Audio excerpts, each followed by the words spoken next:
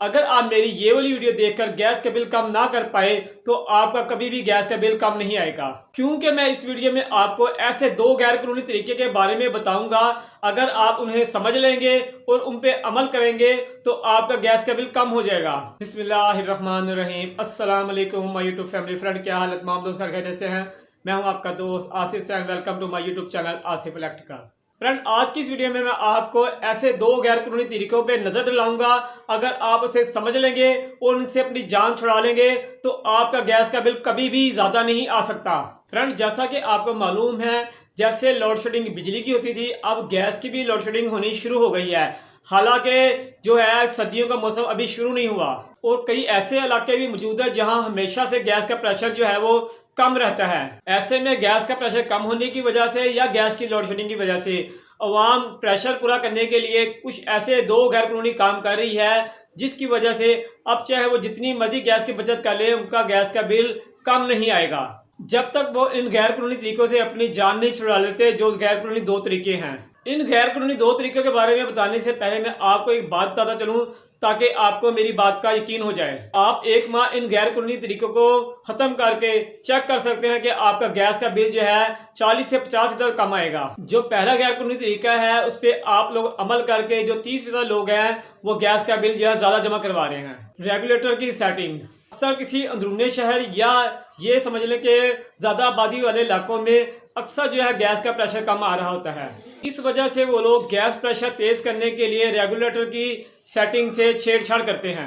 Regulator company ने इसलिए metre से पहले लगाया होता है ताकि रेगुलेटर प्रेशर जो है वो कंट्रोल करके मीटर तक पहुंचाए और रेगुलेटर के प्रेशर के हिसाब से मीटर के यूनिट की सेटिंग की जाती है। इतना प्रेशर मीटर के अंदर आएगा उस हिसाब से मीटर के यूनिट की गरारी ने घूमना है। जब आप रेगुलेटर के अंदर लगे पेज को टाइट करते हो, जिसकी वजह से प्रेशर जो है वो तेजी से आगे जाना शुरू हो जाता है। आपका चूल्हा तेज जलना शुरू हो जाता है क्योंकि प्रेशर आपने पीछे से तेज कर दिया। मगर आपको इस बात का ख्याल नहीं कि जब लाइन में प्रेशर पूरा होगा तो रेगुलेटर उसे कंट्रोल नहीं कर पाएगा, जबकि रेगुलेटर का काम था प्रेशर मीटर के हिसाब से आगे भेजना। अब जब प्रेशर पूरा होगा तो रेगुलेटर जो है वो तेजी से गैस जो है वो मीटर की तरफ भेजेगा और आपका मीटर तेज स्पीड में चलेगा, क्योंकि आपने इसकी सेटिंग से छेड़छाड़ की, इसकी सेटिंग जो है खराब कर दी। और कई दफा ऐसे भी देखने को आया है कि जब रात को मेन लाइन में गैस का प्रेशर पूरा हो जाता है, रेगुलेटर की सेटिंग छेड़ने की वजह से आपके चूल्हे इतना प्रेशर बर्दाश्त नहीं कर पाते, चूल्हे खराब होते हैं और चूल्हों के बैक साइड पे जो प्लास्टिक का पैप लगाता है, गैस पैप, वो भी फट जाते हैं क्योंकि आपने रेगुलेटर को खराब कर दिया। उसकी सेटिंग जो आपने छेड़ दी, उसका प्रेशर जो है उसके हिसाब से ज़्यादा दे दिया आगे।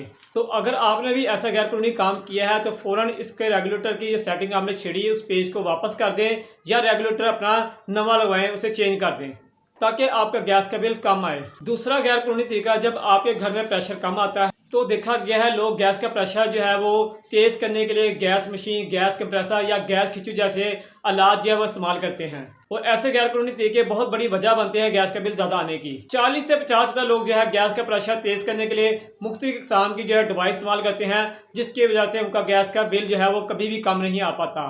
ऐसे गैर कानूनी तरीके अपनाने की वजह से वो 50 से 60% तक गैस के बिल ज्यादा जमा करवा रहे होते हैं, क्योंकि ये गैस खींचने वाली मशीन, ये गैस खींचने वाले कंप्रेसर बहुत तेज़ी से गैस खींच रहे होते हैं और आपका मीटर भी बहुत तेज़ चल रहा होता है। और अक्सर लोग जो ये गैर कानूनी तरीका इस्तेमाल कर रहे होते हैं, गैस कंप्रेसर या गैस मशीन लगा के गैस खींच रहे होते हैं, तो मेन लाइन में जो है गैस मौजूद नहीं होती है, तो हवा ही जो है वो लाइन से निकल के उनके चूल्हे तक पहुंच रही होती है, जिसकी वजह से उनका मीटर बेफजूल का चल रहा होता है। गैस तो आ रही नहीं होती है, हवा आ रही होती है और उनका मीटर चलता रहता है और वो गैस की तलाश के लिए बार बार कंप्रेसर चलाते हैं, जिसकी वजह से बार बार उनका मीटर चलता जाता है। इस तरह बार बार चलाने से गैस तो आती नहीं क्योंकि मेन लाइन में गैस मौजूद नहीं, मगर हवा का आपको बिल जमा कराना पड़ता है। गैस मशीन या गैस कंप्रेसर जैसी डिवाइस चलाने से हमारे मीटर की गरारियाँ भी ख़राब हो सकती हैं, जो यूनिट जो है शो करती हैं। अगर आपके गैस के मीटर की एक भी गरारी का एक भी फिगर स्लिप कर जाए तो आपको हज़ारों रुपए जो है गैस के बिल के ज़्यादा जमा करवाने पड़ेंगे।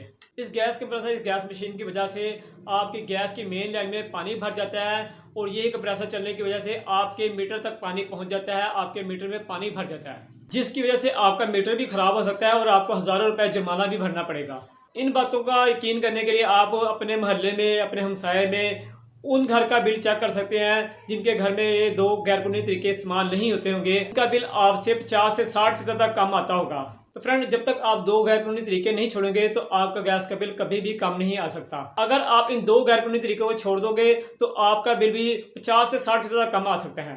तो फ्रेंड, मुझे उम्मीद है आपको मेरी बातें अच्छी लगी होंगी और आपको मेरी वीडियो जो है वो बहुत पसंद आई होगी, क्योंकि मैंने इसमें बहुत सी अच्छी बातें बताई हैं जो आपके लिए फ़ायदेमंद है। तो फ्रेंड, अपने दोस्त, अपने भाई आसिफ सैन को इजाज़त दें, मगर इजाज़त लेने से पहले गुजारिश है, जो दोस्त चैनल पे न्यू आए हैं या जिन्होंने अभी तक मेरे चैनल को सब्सक्राइब नहीं किया, उनसे गुजारिश है मेरे चैनल को लाजमी सब्सक्राइब करें और बेल आइकन पर लाजमी क्लिक करें ताकि हर आने वाली न्यू वीडियो आपको मेरी मिलती रहे। और मेरे चैनल आसिफ इलेक्ट्रिकल को अपने दोस्तों में शेयर भी करें। मैंने और बहुत से इलेक्ट्रिक के मतलब वीडियो बनाई है जिसमें घर की वायरिंग के बारे में बताया है, सोलर पैनल के बारे में बताया है, कैसे आप अपना पुराना ओल्ड सीलिंग फैन डीसी में तब्दील कर सकते हैं, कैसे आप अपना एसी रूम कूलर डीसी में तब्दील कर सकते हैं, कम से कम खर्चे में सोलर पैनल आप अपने घर में लगा सकते हैं। कौन सी बैटरी आपके लिए बेस्ट है, आपके सोलर के लिए कौन सी बैटरी बेस्ट है, आपके यूपीएस के लिए कौन सी बैटरी बेस्ट है, और घर में किसी भी किस्म का पंखा या कोई लाइट जलाने के लिए आपके लिए कौन सी बैटरी बेस्ट है। मैंने बैटरी के मतलब भी बहुत सी वीडियो बनाई हुई है। अगर आप परेशान हैं, आपके इलेक्ट्रिक एशिया कोई भी खराब हो गई है, तो आप मेरी आईडी पे जाके वो एशिया को ठीक कर सकते हैं। मैंने बहुत सी इलेक्ट्रिक एशिया रिपेयरिंग के बारे में वीडियो बनाई हुई है, तो आप मेरी आईडी का विजिट करें। मुझे पूरी उम्मीद है आप अगर मेरी आईडी का विजिट करेंगे तो आपका टाइम जो है वेस्ट नहीं होगा। तो फ्रेंड, इजाजत दे अपने दोस्त, अपने भाई आसिफ सैन को। इंशाल्लाह जिंदगी रही तो एक नई वीडियो के साथ आपकी खिदमत में हाजिर होंगे। जब तक के लिए इजाजत दें, अल्लाह हाफिज।